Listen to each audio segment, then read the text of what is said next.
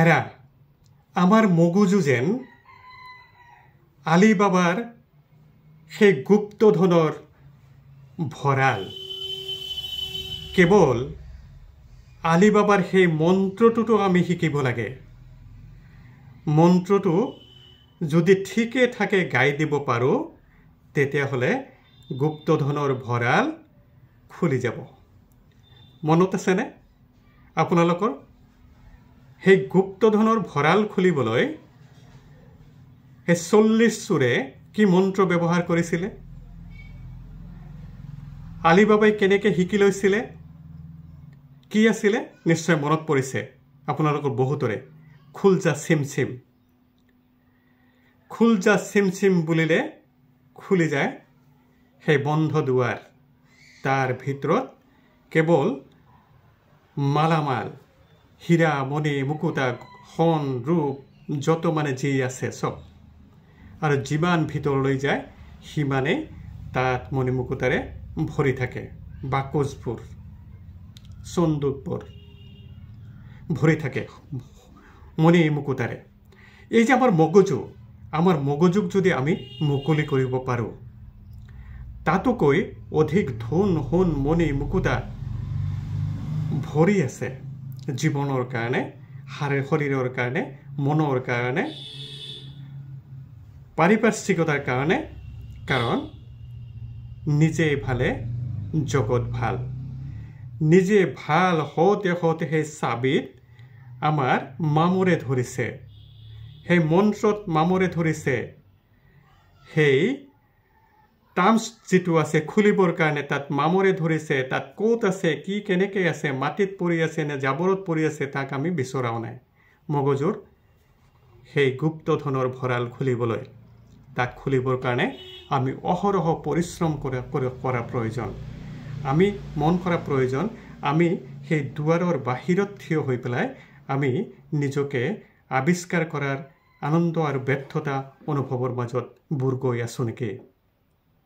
খুলজা সিমসিম মগজুৰ দুৱাৰ খুলিবৰ কাৰণে কি কৰিব লাগিব আন্তৰিকতা থাকিব লাগিব দক্ষতা যোগ্যতা নিপুণতা হৃদয়ৰ বিশালতা থাকিব লাগিব উলিয়াই দিব লাগিব টক্সিক তিক্ততা বিৰক্তি পৰচৰ্চা পৰনিন্দা ফ্ৰাষ্ট্ৰেশ্যন ফিয়াৰ এংজাইটি অৰি ডিসপেয়াৰ এইবিলাক উলিয়াই দিব লাগিব উলিয়াই দি পেলাই আমি কথা পাতিব লাগিব নিজৰ সতে নিজকে জুখি চাব লাগিব আমি বিচাৰো কি জীৱনৰ পৰা আমি কি বিচাৰো জীৱনটোক আমি কেনে ৰূপত চাব বিচাৰো কেনে ৰূপত আমি উপস্থাপন কৰিবলৈ বিচাৰো নিজকে নিজে উপস্থাপন কৰিবৰ কাৰণে মই নিজে কিমান উপযুক্ততা অৰ্জন কৰিছো মোৰ দক্ষতা কিমানখিনি আছে বোজা দাঙিবৰ বাবে মোৰ শৰীৰৰ যোগ্যতা কিমানখিনি আছে মনৰ যোগ্যতা কিমানখিনি আছে কোনোবাই সেই লটাৰী টিকেটটো পোৱাৰ ধৰণে কোনোবা এগৰাকী জোতা মিস্ত্ৰীয়ে 1 লাখ টকীয়া লটাৰী এখন জিকিলে তেওঁ কেতিয়াও ইমানখিনি টকাৰ অংক কিমানখিনি হ'ব পাৰে 1 লাখ কিমানখিনি হ'ব পাৰে তেওঁ বুজি নাপায় তেতিয়ালৈকে তেওঁ সুস্থ হৈ আছে যে তুমি 1 লাখ টকীয়া লটাৰী জিকিছা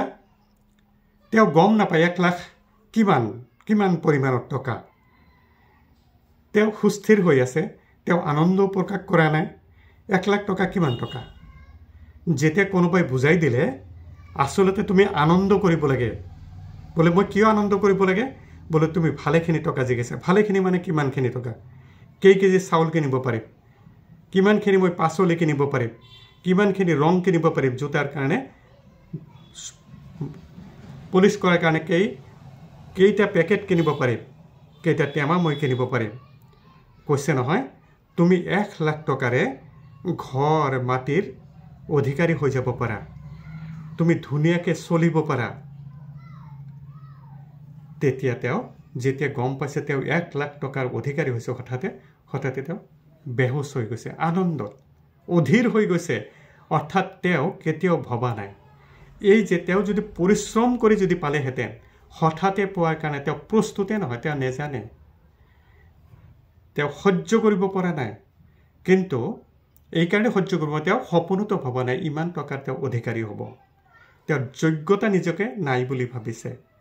তেওঁৰ সেইখিনি সামৰ্থ্য নাই অনুভৱ বহন কৰিব পৰা।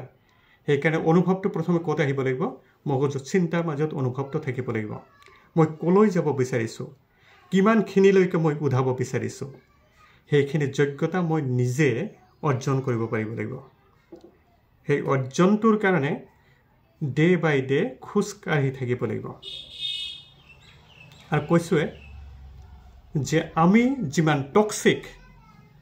নিজে টক্সিক, আনক সমালোচনা কৰি আমি যিমান সময় ব্যয় কৰোঁ, কৈছে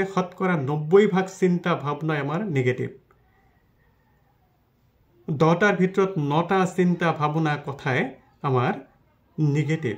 আনক কেনেকৈ সমালোচনা কৰিব পৰা যায়, আনক কেনে হেয় প্ৰতিপন্ন কৰিব পৰা যায়, আনতকৈ মই কেনেকৈ, মোতকৈ আনক কেনেকৈ তললৈ নমাই আনিব পাৰোঁ, তাৰ সেই চিন্তা ভাৱনা। এই সময় আমাৰ জীৱনৰ সময়, অধিকাংশ সময় 90% সময় গুচি গ'ল আনৰ অন্যায় চিন্তা ভাৱনা কৰি পেলাই। কোনোবাই পোষ্টাৰিং কৰি দিলে, কোনোবাই পেপাৰত দি দিলে, কোনোবাই মিডিয়াত দি দিলে, কোনোবাই এনেকুৱা ঠাইত কৈ দিলে, দুৰ্নাম বদনাম কৈ দিলে যে মানুহজনেৰ ইমান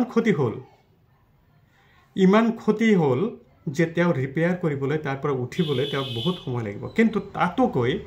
যিজনে বদনাম কৰিলে, যিজনে পৰচৰ্চা কৰিলোঁ,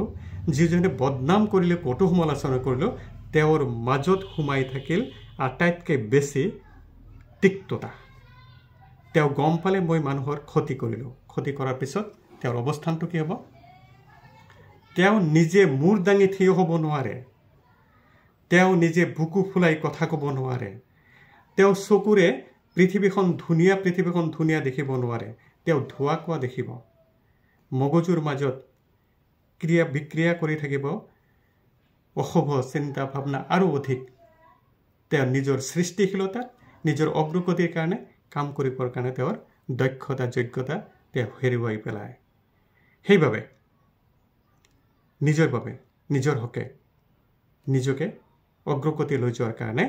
নিজৰ মগজুৰ সেই বন্ধ দুৱাৰৰ তলা খুলিবলৈ মন্ত্ৰ শিকিব লাগিব।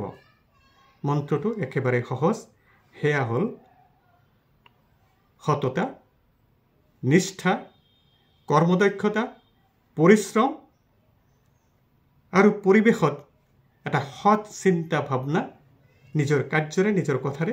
বিয়পাই দিয়া। বিনয় নম্ৰতাৰে নিজকে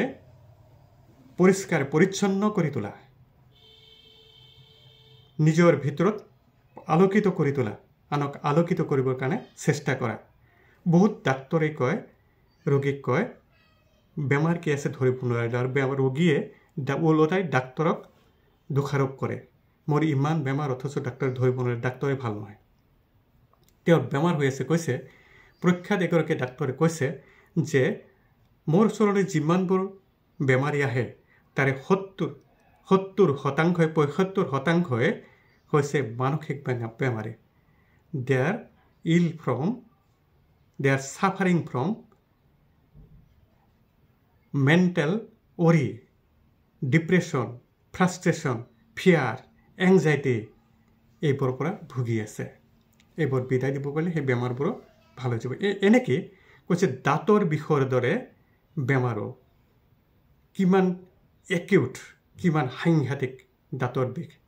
তাৰ দৰে 100 গুণ অধিক হ'লেও সেই বেমাৰ আঁতৰিব, এংজাইটি আঁতৰিব, ফ্ৰাষ্ট্ৰেশ্যন আঁতৰাব পৰা হ'লে। আৰু তেওঁ নিজকে উদ্দীপিত কৰি তুলিব পাৰিব, আনক দোষাৰোপ কৰা বাদ দিয়ে। সেইকাৰণে আমাৰ মগজুৰ তলা আমি খুলি দিব পাৰোঁ, চিন্তাৰ জগত আমি মেলি দিব পাৰোঁ। আমি খাজানা যি আছে আমাৰ মাজত চিন্তাইহে মানুহক পৰিচালিত কৰে চিন্তাইহে মানুহক উদ্দীপিত কৰিব পাৰে বাট দেখুৱাব পাৰে যাৰ চিন্তা যিমান স্বচ্ছ যাৰ চিন্তা যিমান বহল যাৰ চিন্তা যিমান উদ্দীপনাময় তেওঁ নিজকে সিমান উদ্দীপিত কৰি তুলিব পাৰে আৰু যি কমফৰ্ট জোন সেই কমফৰ্ট জোনৰ পৰা ওলাই যিয়ে ৰিস্ক ল'ব পাৰে কমফৰ্ট জোনৰ পৰা ওলাই যিয়ে নিজকে উদ্দীপনাময় কৰি তুলিব পাৰে তেওঁ নিজকে লেভেল বেষ্ট স্থানত আৱিষ্কাৰ কৰিব পাৰে আহক সজাগ হওঁ আহক পোহৰ বিলাওঁ ধন্যবাদ